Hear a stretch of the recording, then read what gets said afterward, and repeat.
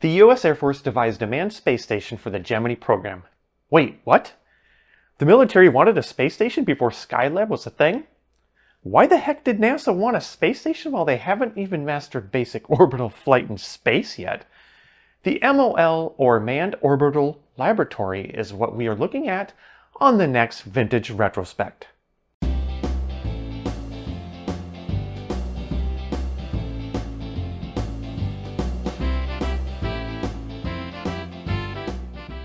Hello, I'm Chad, your host of Vintage Retrospekt, and glad to be back with more Gemini content. It is also my favorite space program in the vintage days of space. The MOL, or Manned Orbital Laboratory, was a space station concept utilizing the Gemini space capsule. It was a joint Air Force and NACA mission. By the way, NACA predated NASA and stood for the National Advisory Committee for Aeronautics. Now, I need you to be aware of something. These missions were not Gemini 13 and beyond. As a matter of fact, there was no official groundwork for anything past Gemini 12 as Apollo was making major strides. So the most we got for Gemini 13 was some paperwork submitted by a few NASA executives.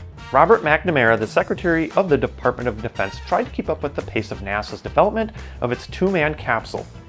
By this time, the Mercury program was already logging hours of manned spaceflight. Before the MOL became a topic of discussion, Gemini needed its justification for the space program. The Air Force and NACA needed to fill two roles. For the Air Force, a militarized version of Gemini was meant to be a manned bomber, but for NACA, it was designed as a research vehicle. Gemini did have more orbital capability than historically showed for. The Air Force's dynasoar and paragliding Gemini, which would have had Gemini land on a runway, were all canceled out of budgetary and time constraints. Oh, and I have a video on that right up here about the paragliding Gemini concept. Of course, the race to the moon created a heightened sense of urgency, so the decision by Robert McNamara on December 10, 1963, scrapped these side projects and paved the way for the development of the Gemini capsule and the MOL. The design specifications of Gemini rolled right over to the development of the laboratory and into what was actually called Gemini B, or also known as Big Gemini. It was an enhanced version of Gemini and a bit larger. It was designed for orbital stays of up to 1 month thanks to its built-in science area in the back so that the crew can get work done. The Gemini capsule would launch on a Titan III rendezvous, then dock to the MOL. Now, there was a test flight that used an MOL stand-in using the Titan I optimizer stage, but that was to test something weird that we will be mentioning in just a bit. Now, hold on here. You have this capsule in the front and the MOL on the back. How does the crew get back there? And I'm using this prop from a Saturn V because I don't have an MOL, so bear with me on this. Well, this is where the infamous hole in the heat shield discussion takes place.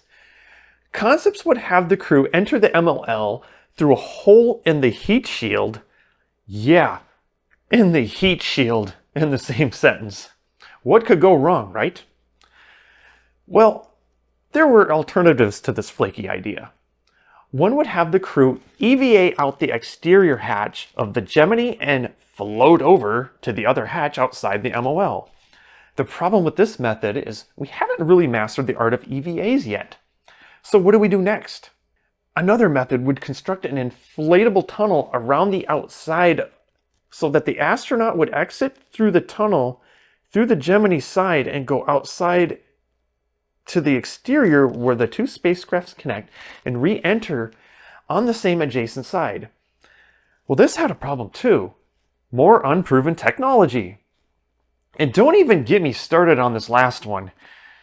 Yeah, it involved a hinge system that would open up like a mouth. Yeah, let's not go there.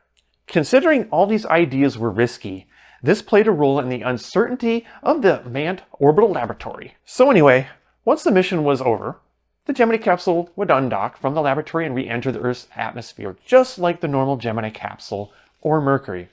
The cool part was that the MOL could then be left up there ready to receive another Gemini capsule, increasing the lifespan of the module.